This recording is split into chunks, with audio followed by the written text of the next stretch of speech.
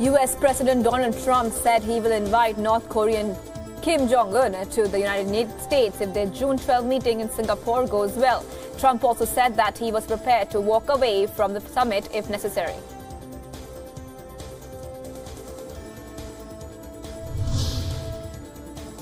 Donald Trump also said it was possible he and North Korean leader Kim Jong-un could sign an agreement to end the Korean War at the June 12 meeting in Singapore.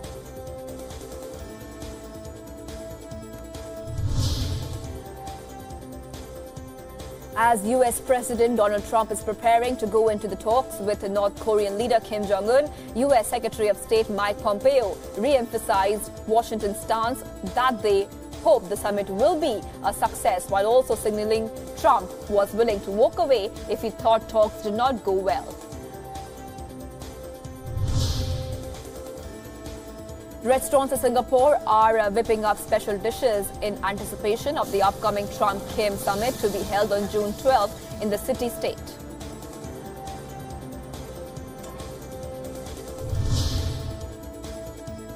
Talking about President Donald Trump's policies, President Macron said nobody is forever ahead of a G7 summit. Macron said leaders from the Group of Seven will pressure US President Donald Trump at a summit this week on tariffs he has imposed on metals imports.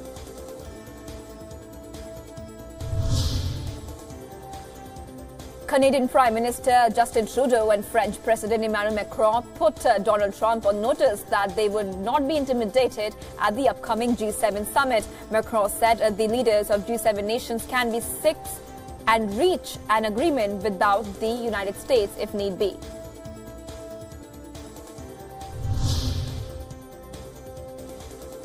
US President Donald Trump said he planned to discuss American purchases of Japanese automobiles and other trade issues with Japanese Prime Minister Shinzo Abe during the meeting at the White House.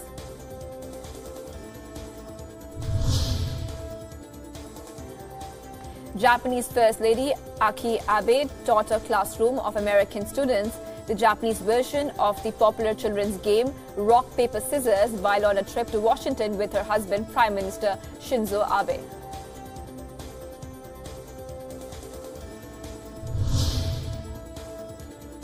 US Speaker of the House Paul Ryan said there was no evidence of collusion between President Donald Trump and Russia.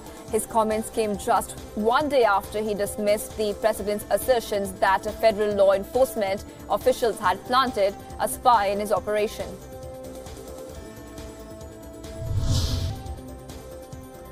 The United States has removed several more officials from China over fears of a mysterious illness that affected staff in Cuba last year. State Department spokesperson Heather Nauert said a number of individuals had been brought to the U.S. but didn't say how many were affected or evacuated.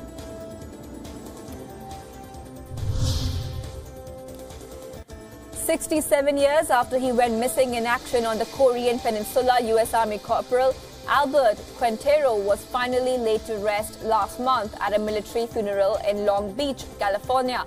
Quintero was only 23 when he was drafted into a fight alongside the US-led United Nations forces in the Korean War in 1950.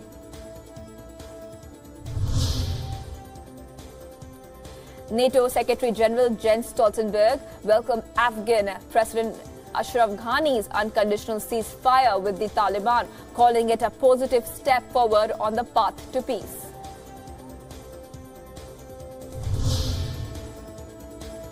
NATO defense ministers rallied around their latest plan to contain Russia while keeping a lid on their frustrations over new steel tariffs that US President Donald Trump has justified on national security grounds.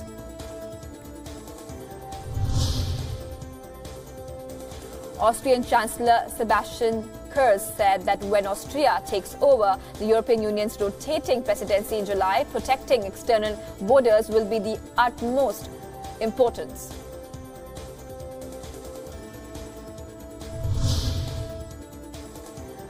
The British government has set out plans for a one-year backstop plan for the Irish border, finding an agreement on only part of what has become Prime Minister Theresa May's biggest Brexit stumbling block, customs.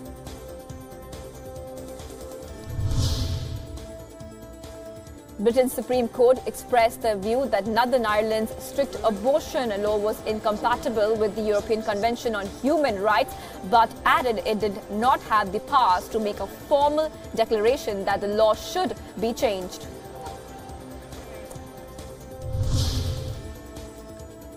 Argentina's foreign minister expressed his condolences to Queen Maxima of the Netherlands on behalf of Argentina following the death of a sister who was found on Thursday morning in Buenos Aires.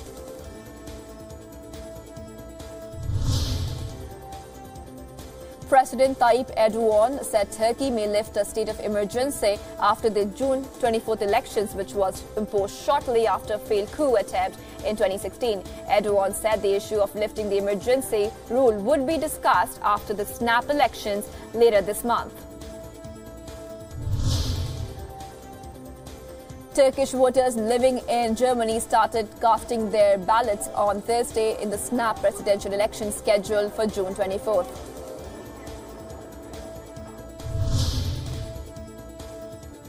A South African man was handed 3 life sentences for the triple axe murder of his family by a judge. Van Breda had pleaded not guilty, saying that a balaclava-clad intruder committed the attack before fleeing the scene.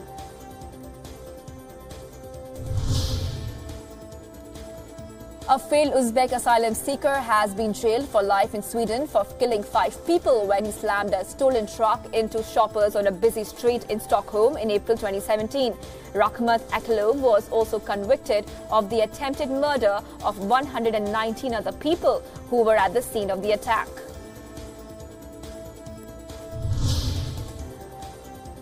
A 20-year-old Iraqi refugee suspected of raping and killing a 14-year-old girl together with another migrant. The girl from Mainz had been reported missing since May 22nd and was found dead on Wednesday in a wooded area near the train tracks.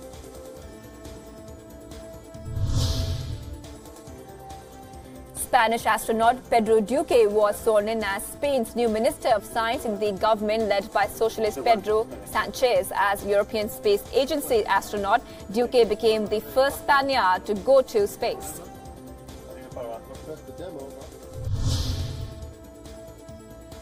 Argentina's foreign minister said religious discrimination had not been behind a decision to cancel a friendly match against Israel ahead of the World Cup in Russia. Israel has demanded soccer's governing body to investigate what it said were threats against Argentina players that forced them to cancel the game.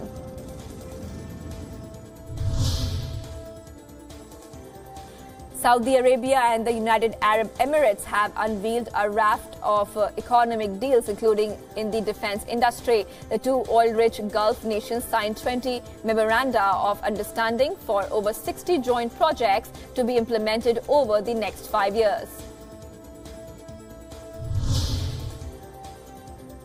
Trucks carrying crude oil arrive in the Kenyan port city of Mombasa, from where they will be exported as part of a pilot project by President Uhuru Kenyatta to truck oil for export in an effort to boost the economy.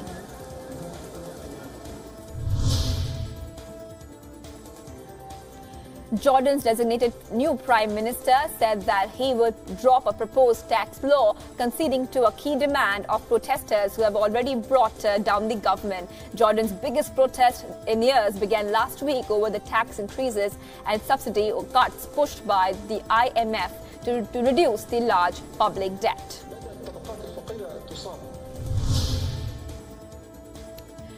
Scores of university students and teachers tried to force themselves into La Paz's new government palace amidst public anger over the cost of the building's construction in Bolivia. The months-long protest culminated on Thursday with thousands marching on the capital city.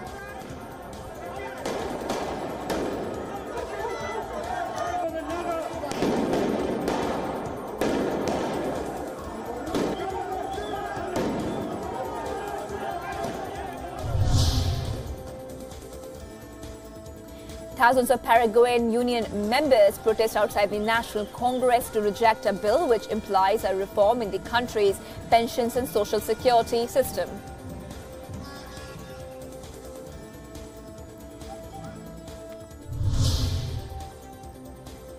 Over 5,000 security officials, including soldiers, military police and civil police, entered several favelas in the west of Rio de Janeiro as part of an ongoing military operation in the city.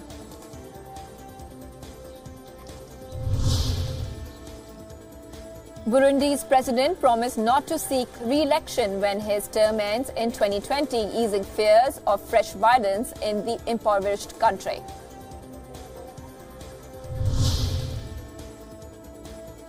Victims of child abuse by clergymen and human rights activists from around 15 countries are in Geneva to launch an international initiative which aims to put pressure on the Catholic Church to put an end to sexual abuse within the institution.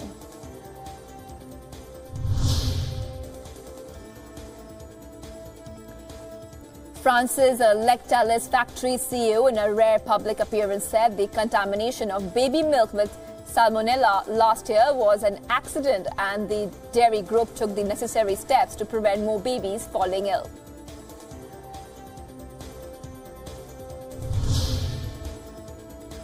A newborn baby girl in Brazil survived with 7 hours of being buried alive by her family following her rescue. A nurse alerted authorities on finding out that the girl had been buried shortly after her birth in Brazil.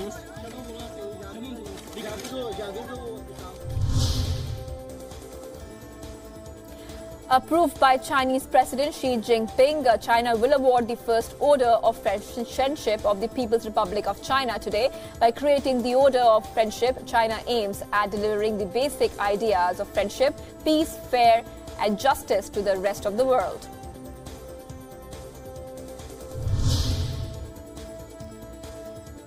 Typhoon Eveniar, the fourth of this year, is expected to make a third landfall in South China province. The upcoming typhoon is anticipated to affect the whole province. At 55 counties and districts have issued the yellow alert against downpours.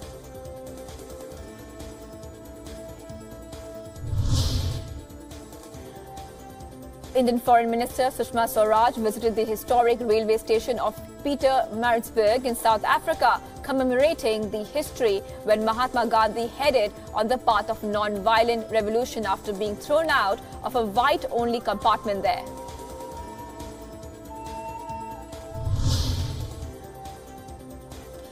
Former Indian President Pranab Mukherjee addressed cadres at an RSS event. During his speech, he warned that any attempt to divide India through religion, dogma or intolerance will only be diluting the country's existence.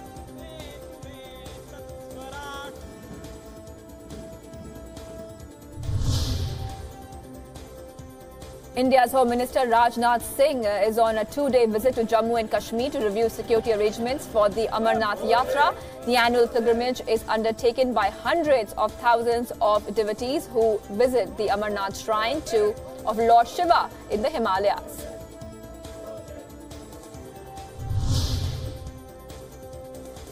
Heavy rains wreak havoc in Mumbai, flooding streets and delaying trains.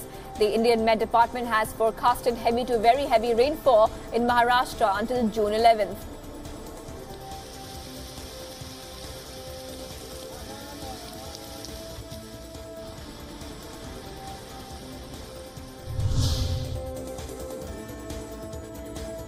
June 8th marks the World Oceans Day. This day celebrated by governments, scientists, civil society, museums, schools and citizens. The United Nations is organizing this day to focus on preventing plastic pollution.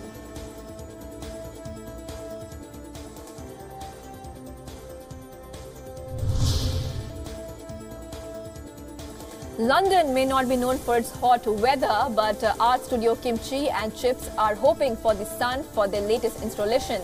A suspended halo shape created with mirrors, mist and natural light. Seoul-based artists say the mirrors and mist will reflect the sun's rays to then form the circular shape.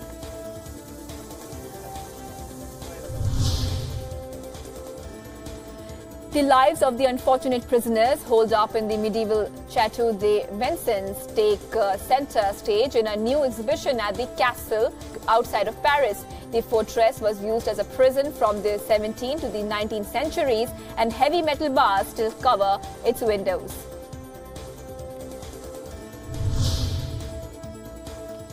Bees in France are fast dying, as say beekeepers who staged a mock funeral in central Paris. French beekeepers say an average of 30% of bee colonies died following the last winter due to the pesticides used across the country.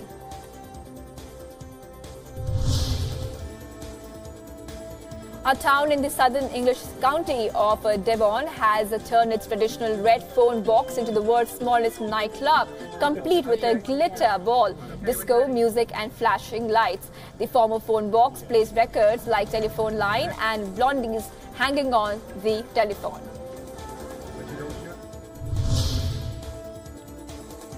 A NASA rover has detected a bonanza of organic compounds at the surface of Mars and seasonal fluctuations of atmospheric methane, marking some of the strongest evidence ever that Earth's neighbor may have harbored life.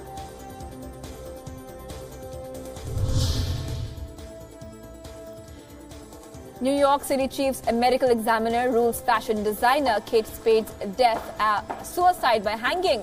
The determination was released 2 days after the 55-year-old was found dead in her apartment with a note left behind. Spade's husband says she suffered from depression and anxiety. Doesn't have its little